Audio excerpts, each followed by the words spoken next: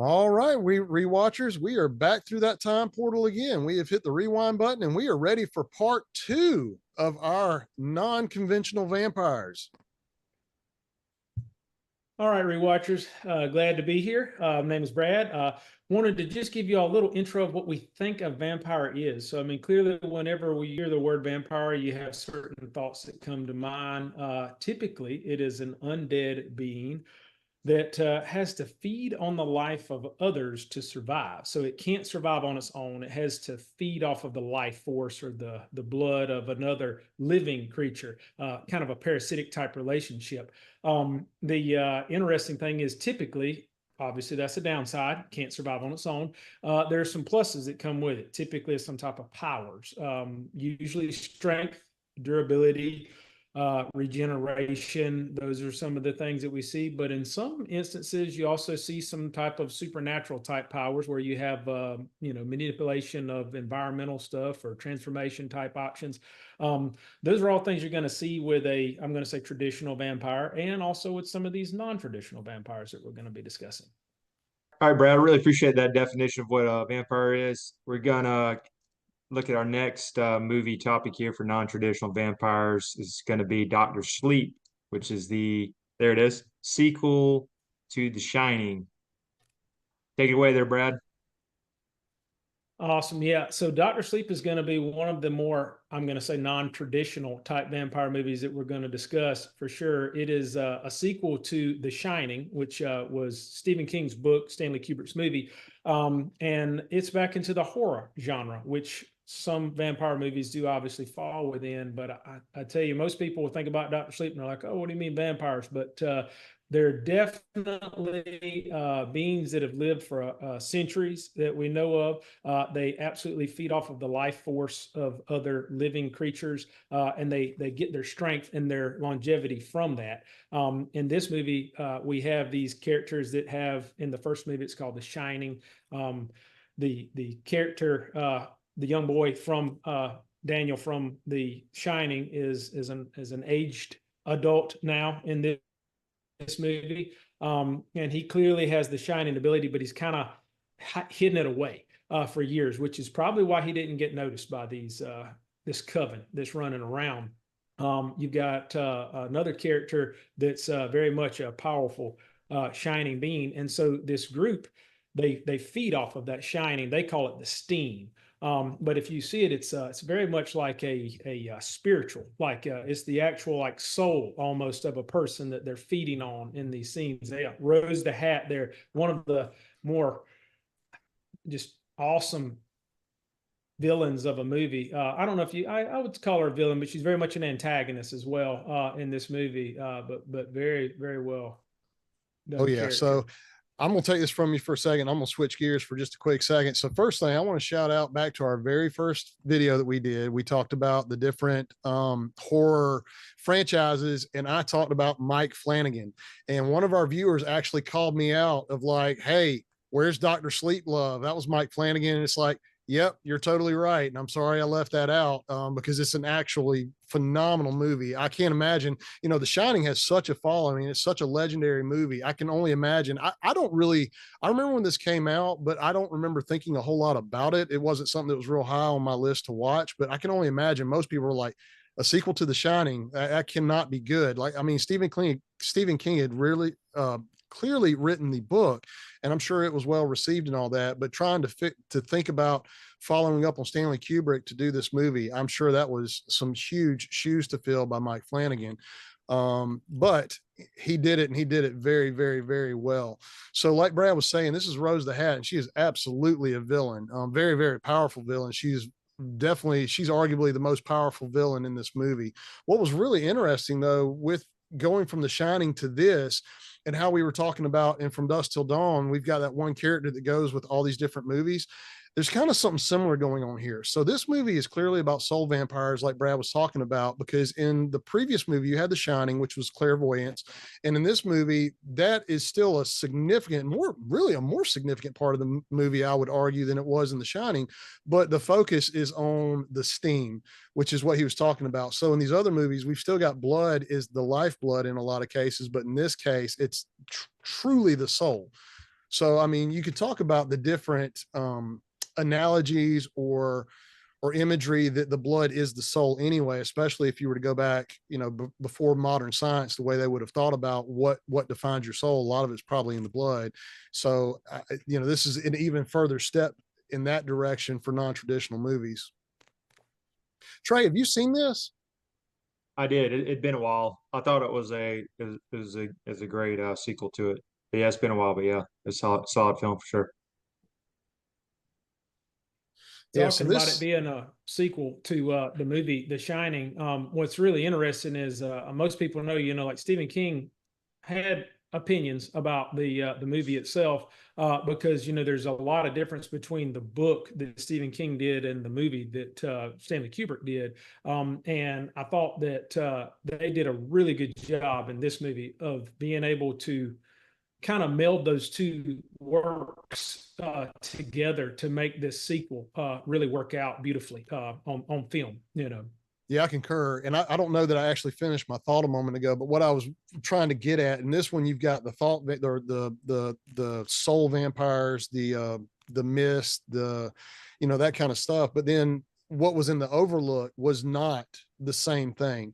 It's clearly some other form of monster. But in Stephen King's works, a lot of them, if you go back to the Dark Tower series, they're pretty much all interrelated. So even though we're dealing with, you know, soul vampires here, this not the same as the Overlook. And I know that coming into it, I was like, well, you know, really The Shining at the end of the day is a haunted house movie, you know. This is not like at all. This is, if anything, it's actually almost kind of close to like a road movie. You know, there's a lot of time they spend on the road going back and forth between these places, hunting these people that have the shine or whatever extra sensory power, whatever you want to call it, that these people have, that's what these beings, these monsters have to be able to survive. Which this character right here, she's referred to as a pusher in the film. So she actually also has some form of it's not exactly clairvoyance, it's mind control through clairvoyance, through telepathy. And rather than convert her into food, they see the need for that skill, and they actually convert her into part of the coven. Which, going back to what we were talking about earlier, the conversion process, does it make the person evil? We get to actually see a conversion in this movie. And I would argue here again that it doesn't really change the person. If anything, maybe they do have the hunger a little bit more, where the you know, the desire for food or their own life overweighs, you know, any type of compassion they would have for other human life. But it doesn't seem to really make her any more evil than she was before the conversion.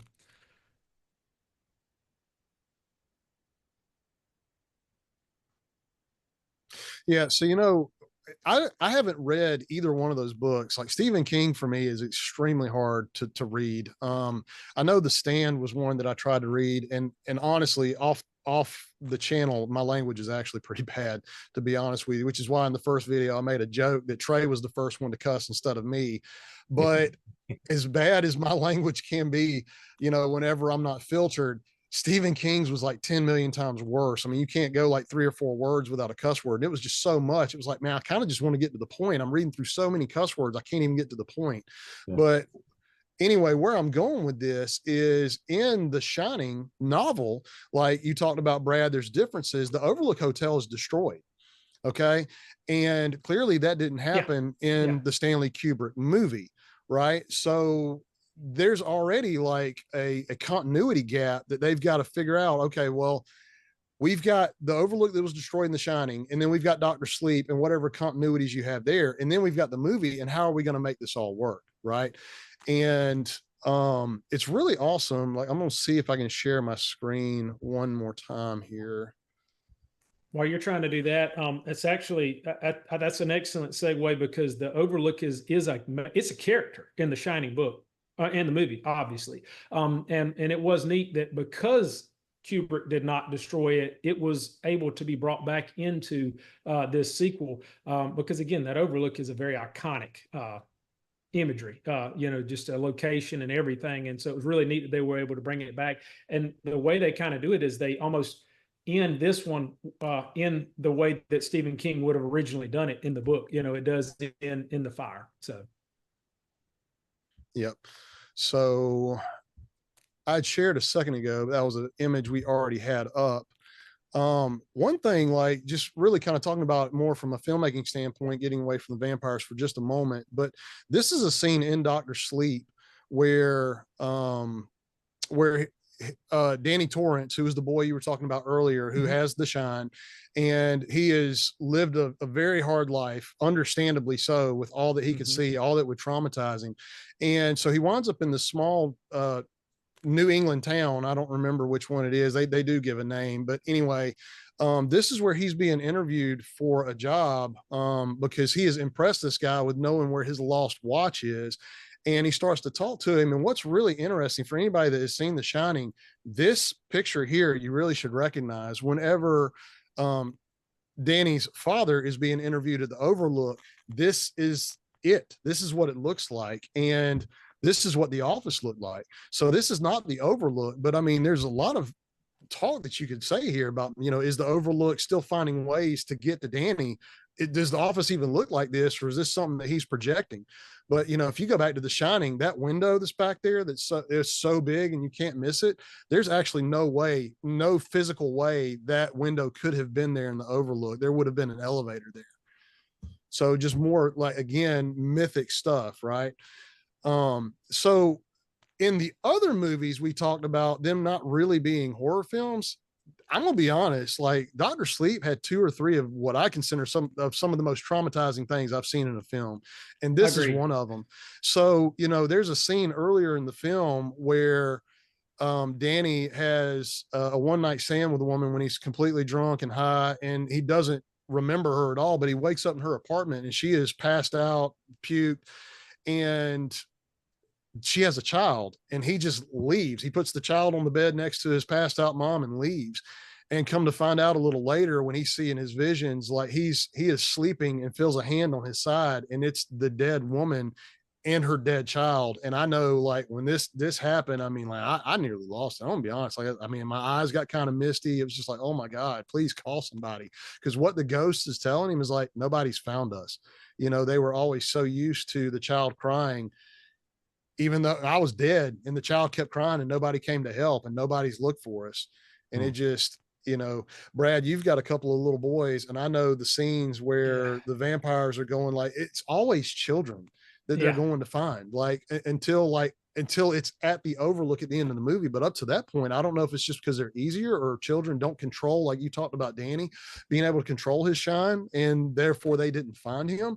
There are multiple children that they find, and I think that's maybe it. They don't know how to control that power yet. They just use it like Harry Potter, where it's just like instinctual, and then therefore the vampires hunt them down. Yeah. Talking about this movie, I mean, again, detracting from the vampire side of it, I think this is just a legitimately good movie. When you look at it from a story standpoint, character progression, like you talked about Danny, I mean, we really get to see that character progress throughout this story, literally from childhood up to adulthood, and the phases that he goes through with this amazing ability he has, but obviously the trauma that comes from the experience he had at the Overlook Hotel as a child, and then the spirits and all that he can see. And then you get to see these other characters. I mean, there's other characters that you see progression within the story as well. But I remember when you were telling me about watching this movie, because I really didn't have much desire to watch it, and I remember you selling it to me as, no, Brad, you really need to watch this movie. This is a vampire movie at its core. And I'm like, I don't know how a Shining sequel can be a vampire movie. And you're like, no, you just got to watch it. But I'm going to tell you, it's got some of the most like traumatic scenes you've ever seen in it. So you're going to have to get past those scenes. But once you do, you're going to really like the movie. And when the movie was over and I called you, I was like, yeah, man, that scene where they killed that baseball player, like, I ain't gonna lie to you, I lost it, man. Like, I had to pause it. I was like you, but you were like, that wasn't the scene I was talking about. It was the one with the little boy. Yeah, that is funny, because I was like, when you get to the traumatic scene, you'll know it, and you're like, it's whenever they buried the baseball player. I was like, oh, actually, no, that was pretty bad too, but no, I meant the one in the apartment. So Shelley Duvall was the actress that played his mom in the original Shining. And I'm sorry, I mean no harm. Like, she was quite a homely woman, which, I mean, that really kind of played a lot into her character. Yeah. Like, and Stanley Kubrick abused the dog mess out of her, which kind of, I mean, her hair was falling out. I mean, she really was looking like somebody that was going through the trauma that her husband was causing, being isolated at this hotel. And I don't know who this actress is. At first, I thought it was Elizabeth Banks, but I mean, she's a little more attractive than Shelley Duvall, but man, she nailed the mannerisms and she nailed like the voice, the inflection that Shelley Duvall had. Like, he did such a good job. Danny, this kid that's playing Danny, the movie starts with him like riding his little tricycle through the overlook, like those iconic shots from the old Shining. And I mean, unless you saw them side by side, you would actually think there's a significant potential. They just took the shots from The Shining and just cropped them into this movie. I mean, it was so flawless. It's so well done. This is the protagonist that also has the shine, and she is probably the most powerful character in the film, more so than Rose the Hat and more so even than Danny. But like I was saying earlier, because she's a child, she doesn't really know how to control it. She doesn't know how to kind of keep it under wraps. I mean, her parents are constantly freaked out by her. You know, Rose the Hat finds her and is on the hunt for her, and Danny has to kind of get involved and kind of intercede between them. Now, this was a super neat idea. There is a scene where Rose the Hat goes into the little girl's mind, and this is her. This is the characterization, the whatever you want to call it, where Rose the Hat is actually going into her mind, and her mind, that you see the bedroom, and then there's like this filing cabinet system is where she stores all her memories and her relations and stuff like that. And what's really neat, I don't know how many people know this, but this was actually already used in another Stephen King movie that you really love, Brad. It was a Dreamcatcher. Yeah. So that was another thing that where Stephen King connects his universes. And Rose the Hat, she makes a comment, you know, where she's like so confident and you know, that the girl's trying to get into her mind. Her mind is a cathedral. And I unfortunately don't have a picture of it, but it is literally a cathedral. Whenever the girl goes into her, she has been alive for so long. She has so many memories, which there's a reference in here where Rose the Hat is talking to the girl that's the pusher, the blonde, Olivia Wood, I think is her real name. And she tells her, like, you're 15, what a lovely age. And she's turning her into this vampire, and you'll be 15 for another 50 years. You'll be in 100 years, maybe you'll be close to 17 or something like that. So if you start to do the math, like if someone looks like they're 100, I think, just doing quick math in my head, I think that's somewhere around 4,000 years old. Is that accurate? I mean, if you had for every 100 years, you're going for 2 years. So that's 50 times 100, maybe 4,000, 5,000. It's going to be somewhere around there. So some of these vampires, like the grandfather, I mean, he's been around since before Christ. Yeah, she talked about him seeing empires rise and fall, and I mean, like some of the imagery that she talked about in his passing sounded like Rome, and I mean, and some other like couple thousand-year-old type things, and they even so you've got the character from The Shining that I can't remember his name, but he's a ghost in this one that still helps Danny some, and he talks about these characters, and he refers to them as empty devils, and those empty devils have been riding around since caravans, for centuries, he said. So yeah, they've clearly lived for thousands of years, I think, at this point. Yeah. And like you said, you talk about their abilities. So I think each one of them has a natural ability. So I think Danny's shine is fairly good, but clearly Abra Stone, the young character that's the other protagonist in this movie, like she is off the charts. But again, young and undeveloped as far as knowing how to use her skills. Rose the Hat, they even make the reference to she may be like you, kind of. I think Rose the Hat was probably brought on sometime like Snakebite Andy in that 15-year-old range. And I mean, clearly now she's maybe 30. So like you're talking about, she's been around for hundreds of years at this point in time. And so she's clearly had an opportunity to develop her skill. And so I think that's just something that you see within these things. They all have their own unique abilities, but they have a certain, ability level to begin with. And hers is very strong. So. Yeah. So one thing that I do want to mention real quick, I've talked about all the stuff that Mike Flanagan did correctly. I will say he made one mistake.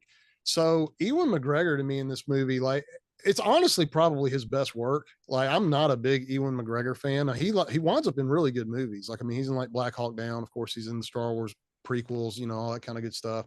But I wouldn't call those really good movies, but go on. Correct. I don't know that I would say that either, but I will say that there was another actor who was in the running. Trey likes to bring this up, so I'm going to go ahead and give mine. But last week we talked about Dan Stevens and potentially the Crow. It was between Dan Stevens and Ewan McGregor, and I'm telling you right now, he went with the wrong one. You should have gone with Dan Stevens. So that's really interesting. Just, wow. I was going to say, when I was looking for pictures for us to have for this conversation, I found this and I found the article. I had no idea until today. Wow. But awesome. I had to bring it up for the connection. So one thing that I do want to talk about though is in relation like to Dr. Sleep, there is an older movie directed by Tobe Hooper that is called Lifeforce.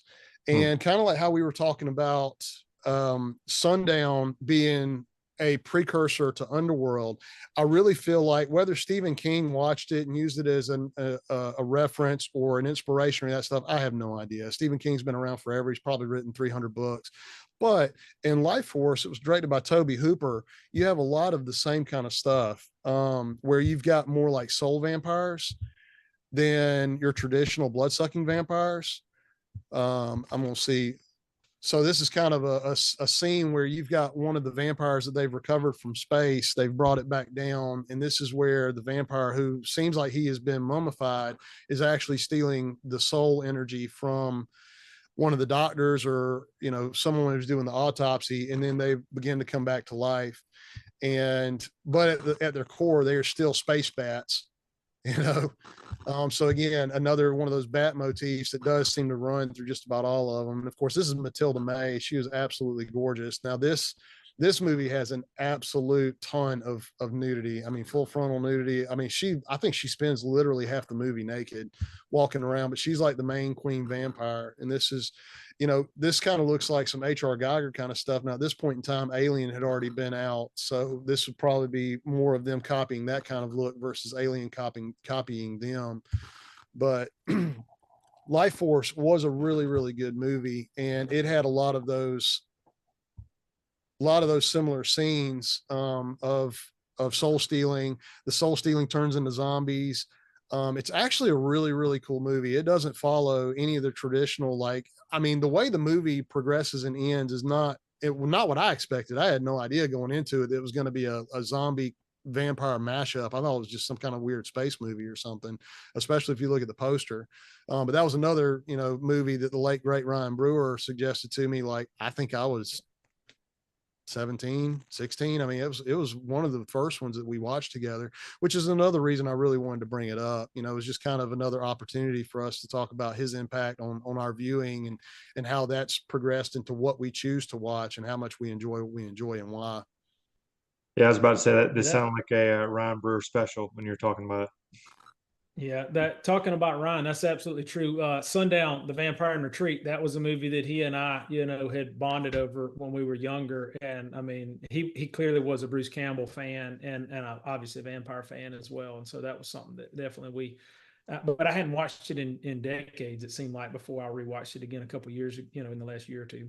You know, talking about Lifeforce, that is just, again, there is so much that movie has. It's you know, you got space stuff going on. It's like, you know, 2001 Space Odyssey or something at the beginning. Then you got this whole vampire story going on. These soul vampires, like you said, the zombies.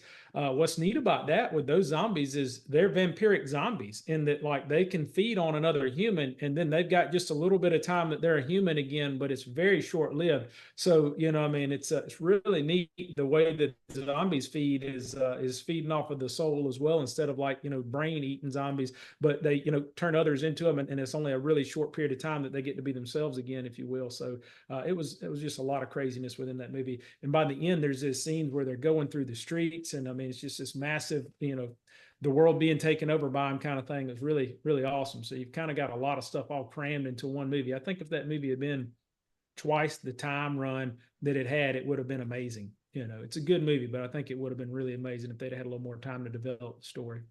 Yeah, and major spoilers ahead. You know, one thing that's really unique about it is it ends really with damnation. You know what I'm saying? Yeah. It's over.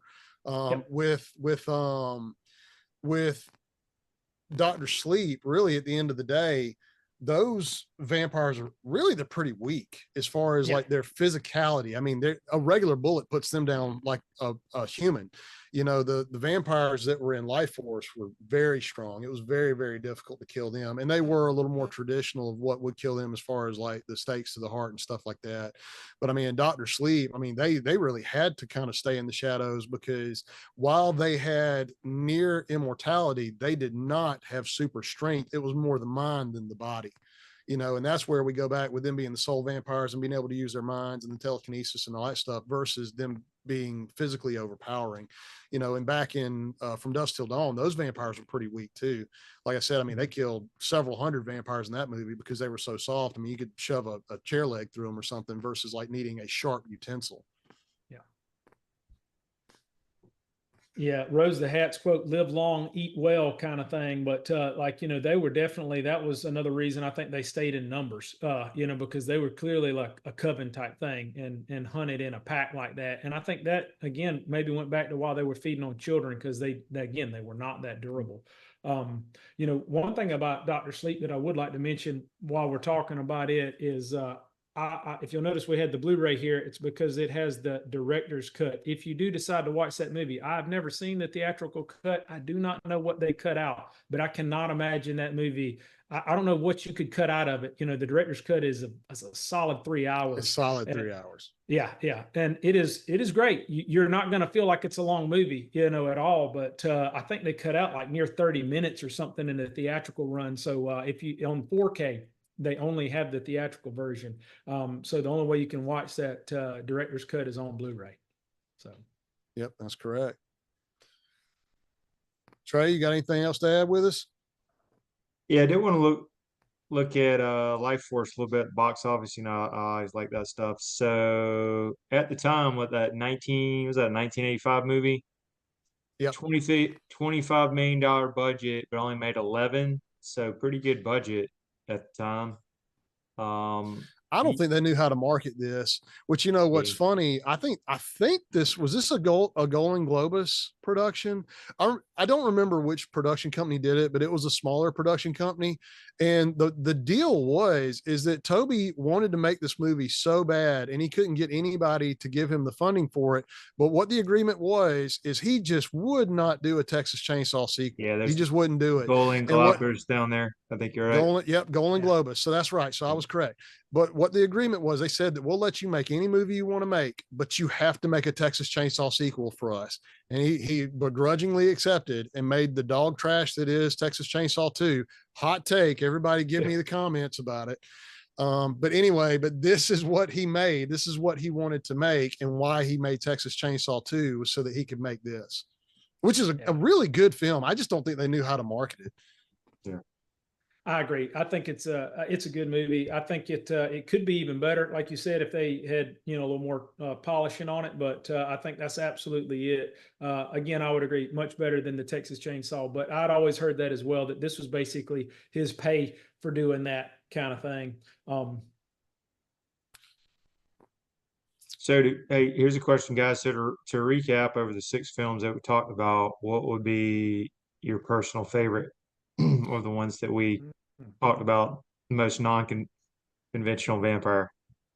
I'm going to go first. It's definitely Dr. Sleep is the best one for certain. No, I mean, they're all very enjoyable, but as far as being a great film, beginning to end, story, setup, writing, you know, acting, everything, it's Dr. Sleep, hands down.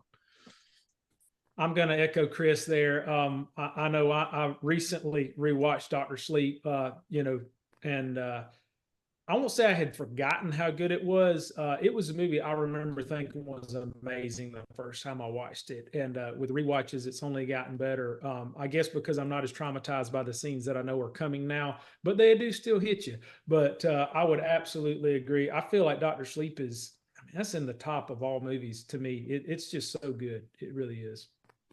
Yeah, I mean, now out of the other ones, I think Underworld to me is my most enjoyed. You know, It may be the one I've seen the most. I'm not sure. It's going to be either that or From Dusk Till Dawn, probably. But as far as being a good film, like it's something that might even be considered for Oscars, that kind of thing. I can't remember. There's a scale. I can't remember who said it, but there's like good and there's enjoyable. You know Yeah. what I'm saying? Like Doctor Sleep has both. Underworld's not going to win any awards probably, but it is a super fun movie and it's a very well made movie. Lynn Wiseman movie. Yeah, I agree. I like Underworld, but just to be different, I'll go with my Sundown. I feel like that's a movie like you're talking about the good versus entertaining, and I feel like it's definitely high on the entertaining, less on the good side of that spectrum, but a really fun like just comedic movie to watch. Awesome. I'll go out left field here a little bit. First off, I didn't see Sundown or Lifeforce, so I guess that takes out. But I'm gonna have to go. And Doctor Sleep was a solid film. I've only seen it once, but I guess rewatch value as I'm getting older, I'm going on that is actually something I want to rewatch.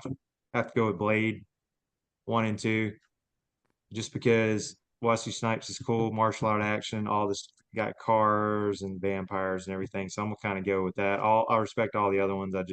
I would rewatch out of those for a night. I'd say the Blade films, except You for know, Trinity. That's painful. well, see, Interesting. Trinity's the one that's like not good, not like not well, the awards, that kind of stuff, but it's still fun, and it's Yeah, because it's got Ryan Reynolds in it, really is, and it's Right. also got Jessica Biel, who is just yeah, gorgeous. Also, Yeah. Texas Chainsaw remake, like we were talking about and all, but so those are good. Blade 2, if you care to know, that one's my favorite of the three. I felt like Yeah. by that one, It was. the effects were a little better. You had a Mhm. really good cast. Like you had Norman Reedus that was added on there, a good villain with the I guess he was I think he was a Serbian vampire or whatever he was. That's the same villain that's in Hellboy 2, as a matter of fact. So I guess he's always the villain in the second movie.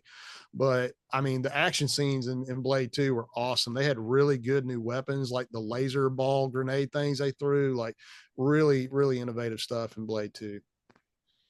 yeah. I like the vampire SWAT team kind of feel, and they're all unique. So it's like a Yeah. mercenary type team. That Yeah. was always really cool to me about Blade 2.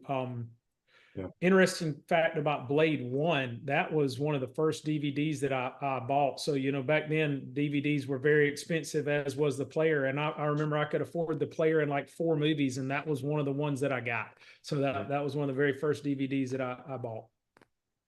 Yep. I think I Awesome. was right there with you. Well, Trey, we reached the end of the tape. I think we have. We really appreciate Brad coming and join us. Hopefully, we'll get him down the road again. And if you're still around, make sure to like, subscribe, and share the podcast. Had probably our most views last week, so we're slowly growing. Talking about the Crow remake and everything. Yeah, we appreciate everybody. Please send the comments in. We do read them. We want uh good inspiration for what to do in the future. That's right. We hit the end of the Thank tape, y'all for like Chris having me. says. And anything you want to add, Brad?